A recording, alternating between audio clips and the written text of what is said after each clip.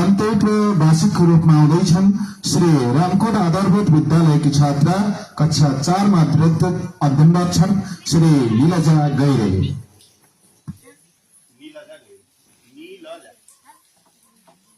धन्यवाद कार्यक्रम सञ्चालक ज्यू तथा नमस्कार सम्पूर्ण उपस्थित भक्तजनहरू।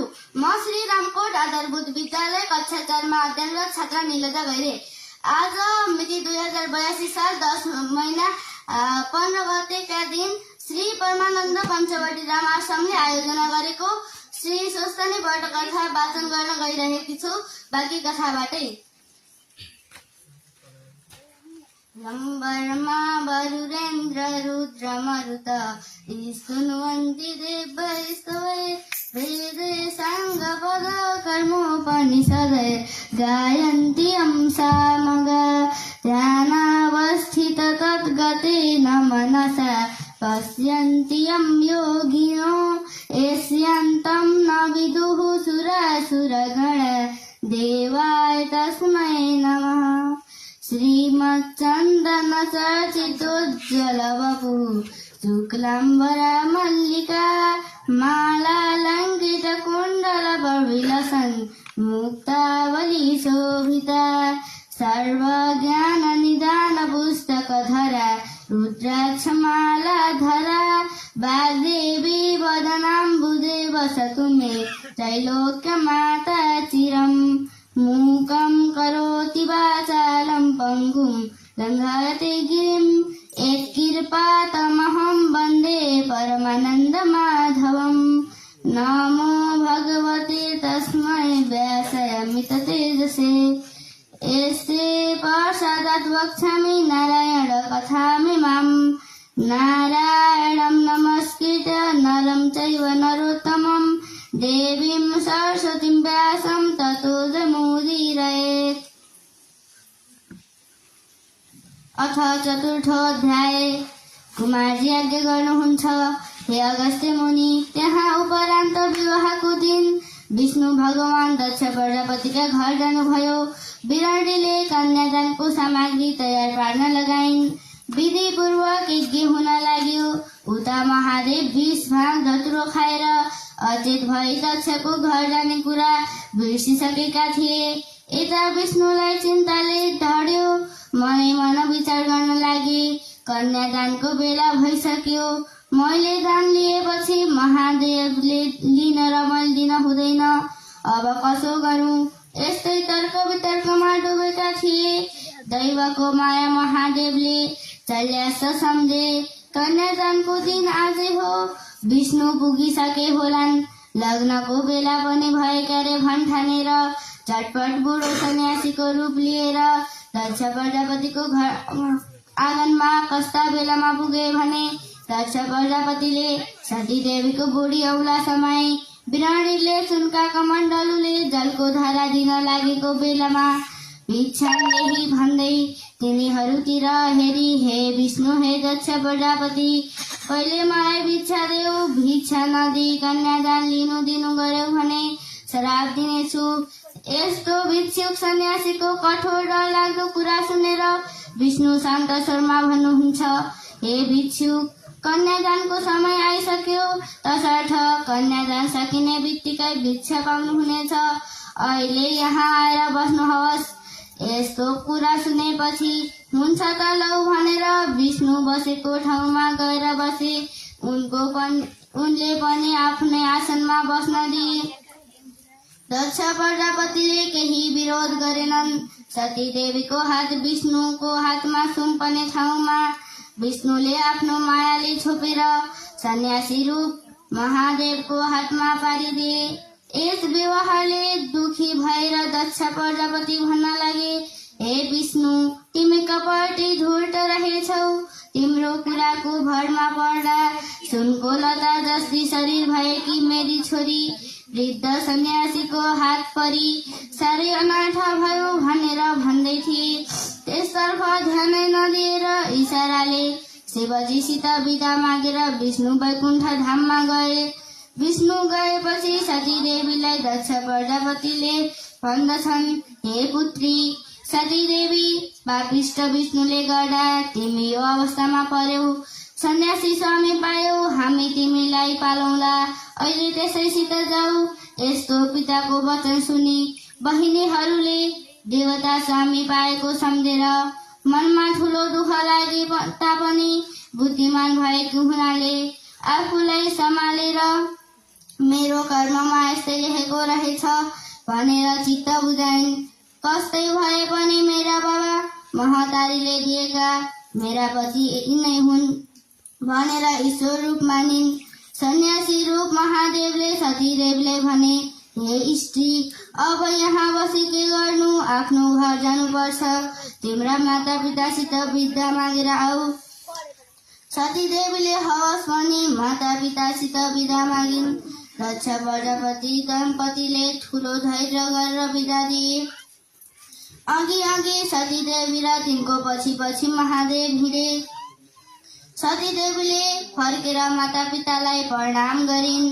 धेरै टाढा पुगेपछि सन्यासी भन्दछन्, हे सुन्दरी, तिमी कहिले घरदेखि बाहिर ननिस्केकी, सधैँ सुखमा रहेकी, कोमल शरीर भएकी हुनाले हिँड्न गाह्रो भयो होला, बिस्तारै बिस्तारै हिँड। आफ्ना स्वामीको यस्तो वचन सुनेर सतीदेवी भन्दछिन्, हे स्वामी, मलाई त गाह्रो भएको छैन, उमेरदार भएकी हुनाले हिँड्न सहजै सक्छु। हजुर वृद्ध अवस्थाको हुनुहुन्छ, परिश्रम पर्ला सुस्त सुस्त हिँड्नुहोस्। यस्तै अनेक प्रेमका कुरा गर्दै दम्पति हिँडिरहेका थिए। पति वृद्ध छन्, म भर्खरकी पूर्ण यौवना छु। स्वामीलाई कसैले केही गरी दुष्टमती लिएर मलाई हरण गरेर लैजान्छ कि भन्ने शंका उब्जेर वृद्ध पतिका नजिकै रहेर हिँड्दछिन्। जाँदा जाँदा कैलाश पर्वतको फेदीमा पुगे। महादेवले सतीदेवीको चरित्र हेर्ने इच्छाले पर्वतको शिखरमा खरले बनाएको एउटा कुटी उत्पत्ति गरे। हेर सती, हाम्रो घर ऊ त्यही हो भनी देखाए।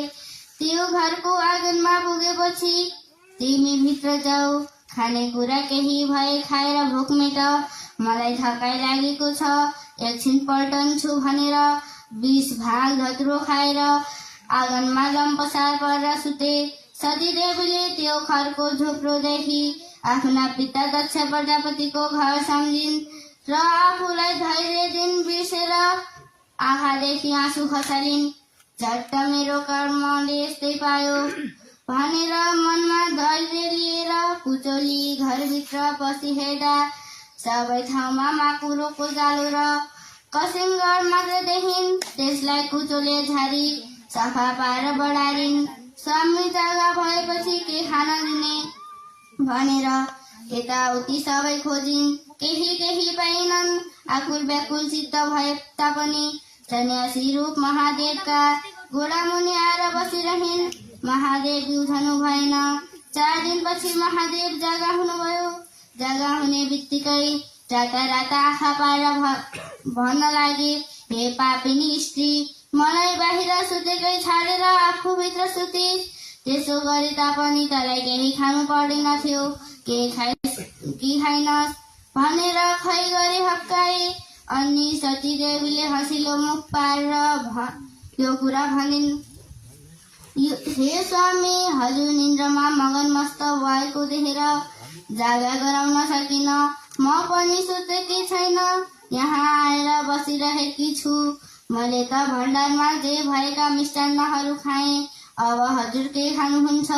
आफूले रिसाएर बोल्दा पनि हँसिलो मुख पारेर श्रृङ्गारले युक्त भएको मिठो र मधुरो बोलेको सुनेर महादेवलाई दया आयो र प्रेमपूर्वक भने, हे प्रिय, हाम्रो घर यो होइन त्यो घरको भित्तो च्याति हेर त।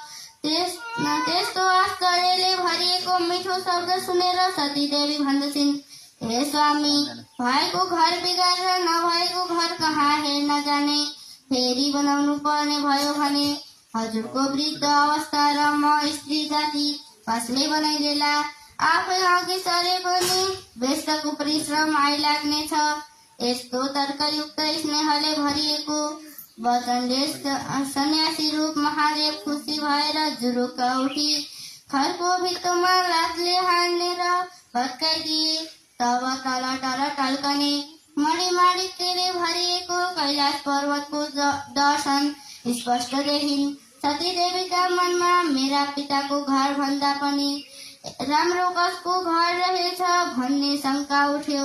अनि शंकर भगवानले भन्नुभयो, हे प्रिय, हाम्रो घर त्यही हो भनेर हात समाई कैलाश भवनमा लगे।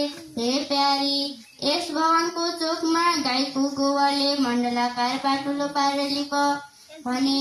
सती देवीले पनि आज्ञाको तुरुन्त पालन गरिन्। अनि त्यही मण्डलाकारको मध्यमा गएर निर्मल स्फटिक जस्तो सेतो विश्वम्भर मूर्तिको दर्शन सती देवीलाई दिए। सती देवी आनन्दले विभोर भएर आँखादेखि हर्षको आँसु बगाउँदै जगतपति श्री शंकर भगवान पति पाएकोमा आफूलाई धन्य सम्झी फूलको माला सहर्ष पहिराइन्। 3 पटक परिक्रमा गरी पाउमा साष्टाङ्ग दण्डवत पनि गरिन्। त्यसपछि शिव शक्ति स्वरूप भएर आनन्दपूर्वक कैलाशमा रहँदा भए। इति श्री स्कन्द पुराणे केदारखण्डे माघ महात्म्ये कुमार अगस्त्य संवादे श्री स्वस्तिनी परमेश्वरे वटकथायां सती देवी विवाह कैलास दर्शनम नाम चतुर्थोऽध्याय। हरे नमः। उपनयतु मंगलम सकल जगानां मंगलालय श्रीमान दिनकर किरण निबोधित नवनलिन दलिवक्षण कृष्ण काले वर्षतु पर्जन्ये पृथिवी शालिनी देशोऽयं क्षोभरहितो ब्राह्मण सन्तु निर्भयाः अपुत्र पुत्रेण सन्तु पुत्रेण सन्तु पौत्रेण निर्धना सदना सन्तु जीवन्तु शरदं शतम् तत्रैव गंगा यमुना च तत्र गोदावरी सिन्धु सरस्वती च तीर्थानि सर्वाणि वसन्ति तत्र यत्राच्युतोदरकथा प्रसंग या कुन्देन्दु तुषारहार धवला या शुभ्रवस्त्रावृता या वीणावरदण्डमण्डितकरा या श्वेतपद्मासना या ब्रह्माच्युत शंकर प्रभृतिभिः देवैः सदा वन्दिता सा मां पातु सरस्वती भगवती निशेष्य जाड्यापहा कायेन वाचा मनसेन्द्रियैर्वा बुद्ध्यात्मना वा प्रकृतिस्वभावात् करोमि यद्यत् सकलं परस्मै नारायणाय समर्पयेत। श्री स्वस्तिनी माता को 33 कोटि देवता को श्री परमानंद पंचवटी रामाश्रम को धन्यवाद। धन्यवाद। श्री रामपुर आधारभूत विद्यालयमा कक्षा 4 मा अध्ययनरत छात्र निलजा गौरेले आफ्नो वाचन गरेर गइसकेकी छन्। उनको हौसलाको लागि एक छडे आदरणीय भक्तजनहरूले गडगडा तालीको आवाज सहित